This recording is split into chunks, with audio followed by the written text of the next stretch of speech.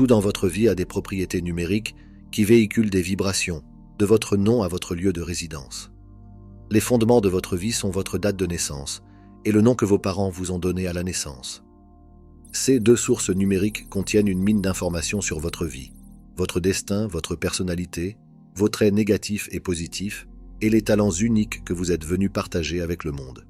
Une fois que vous comprenez ces chiffres, vous commencez à disposer d'une pléthore de connaissances qui vous aideront à trouver votre statut dans le monde et à vivre en harmonie avec votre moi supérieur.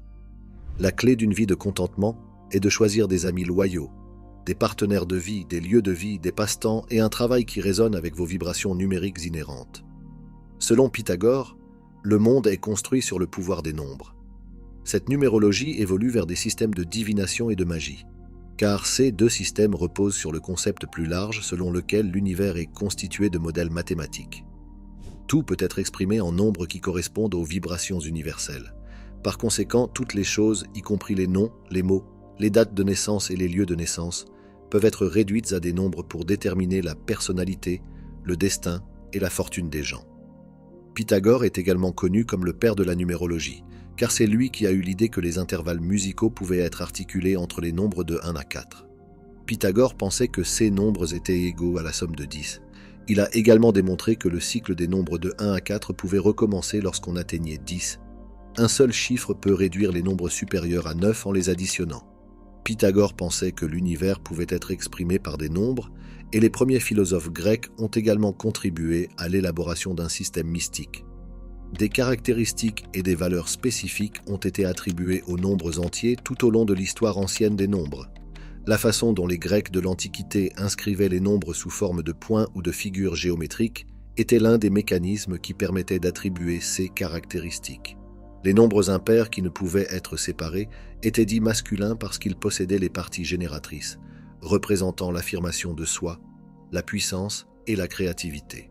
Les nombres pairs qui peuvent être divisés et qui ont donc des ouvertures sont considérés comme féminins, car ils représentent la plénitude, la stabilité ou la faiblesse. Dans la mythologie grecque, 888 représente l'esprit supérieur. Jésus, une variante grecque de Jésus, est égal à 888. L'esprit mortel est représenté par le nombre 666. Dans le Nouveau Testament, le nombre 666 est désigné comme le nombre de la bête. L'interprétation des nombres était très importante dans les débuts de l'histoire hébraïque. Les lettres de l'alphabet hébreu étaient basées sur des nombres, et cette relation était liée aux forces cosmiques. Les enseignements de la Merkaba, une secte juive, ont donné naissance au mysticisme numérique au Moyen Âge.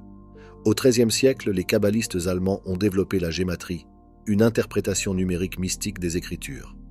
Les Grecs et les Hébreux considéraient tous deux que 10 était le nombre parfait. Pythagore pensait que 10 englobait toutes les proportions arithmétiques et harmoniques et que, comme Dieu, il était indestructible.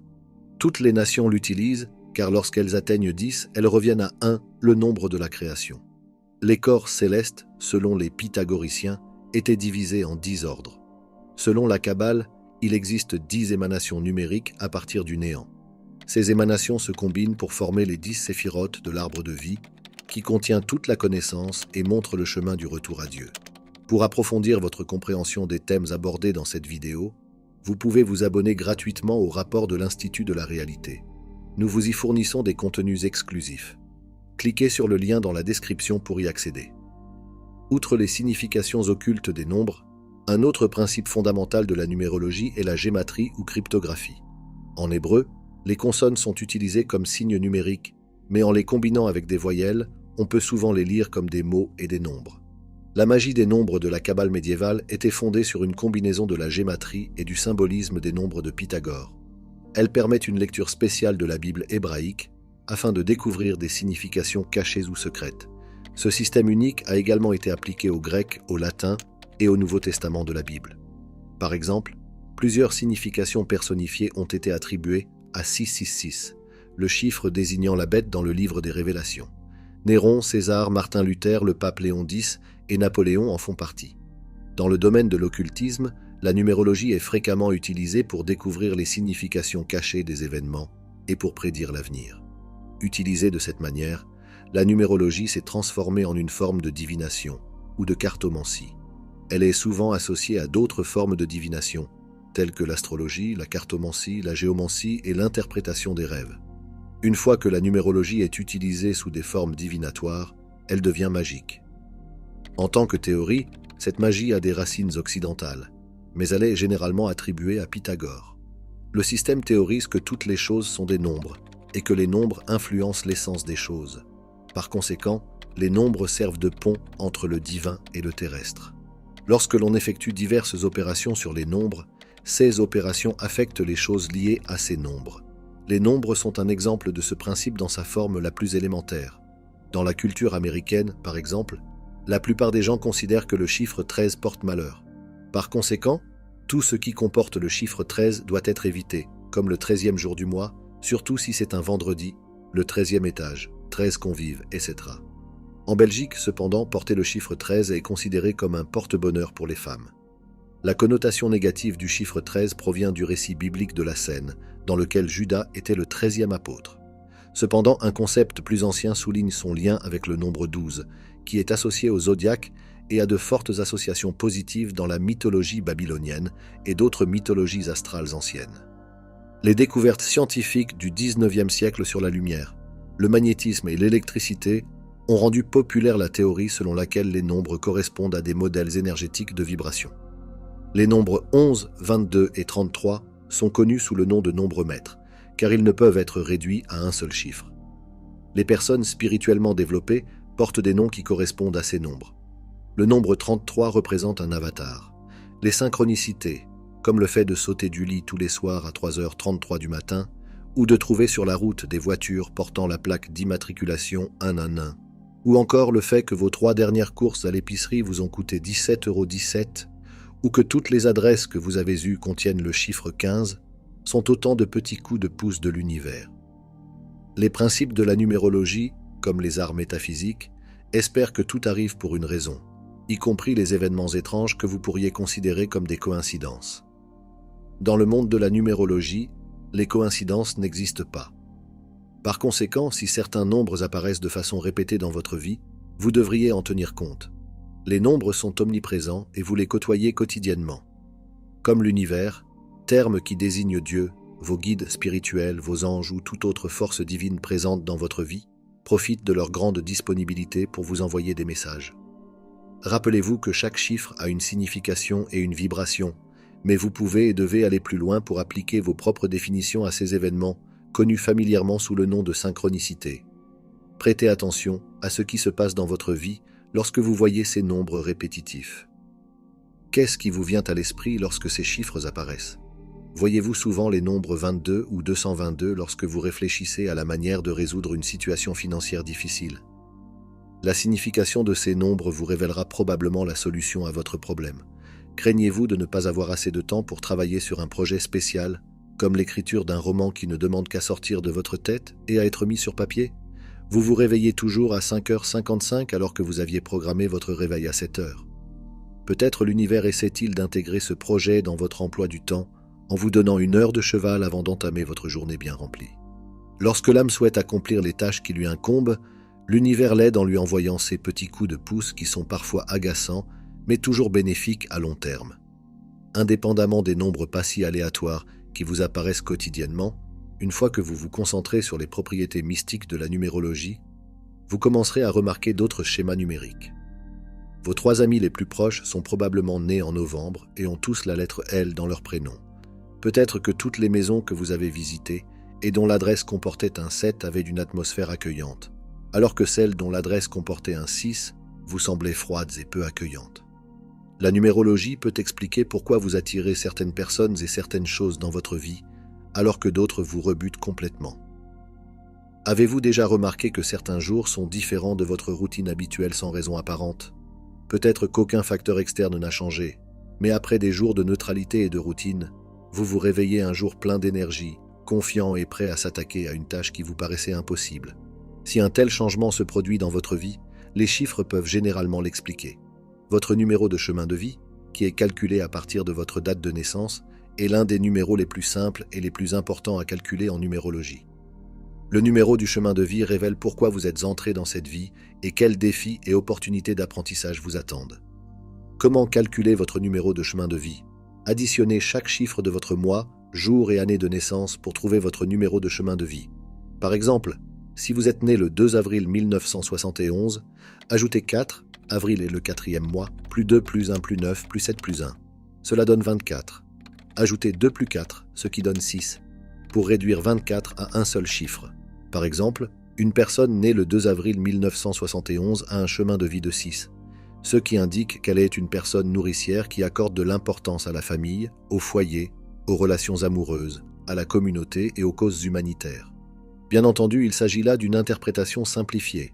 Toutefois, un numérologue professionnel peut élucider la signification des nombres et fournir des informations détaillées sur ceux qui vous motivent et vous rend heureux et sûr de vous. Votre date de naissance est importante pour déterminer qui vous êtes, et chaque jour, mois et année est porteur d'une vibration. Ces vibrations peuvent vous aider à planifier des événements importants, comme le lancement d'une nouvelle entreprise ou un voyage. Vous auriez de la chance si vous planifiez un mariage le 15 février 2014. Mais pourquoi ? 1 plus 5 plus 5 plus 2 plus 2 plus 0 plus 1 plus 4 égale 15. 1 plus 5 égale 6. 6 est le nombre des familles, de l'amour et d'un foyer harmonieux.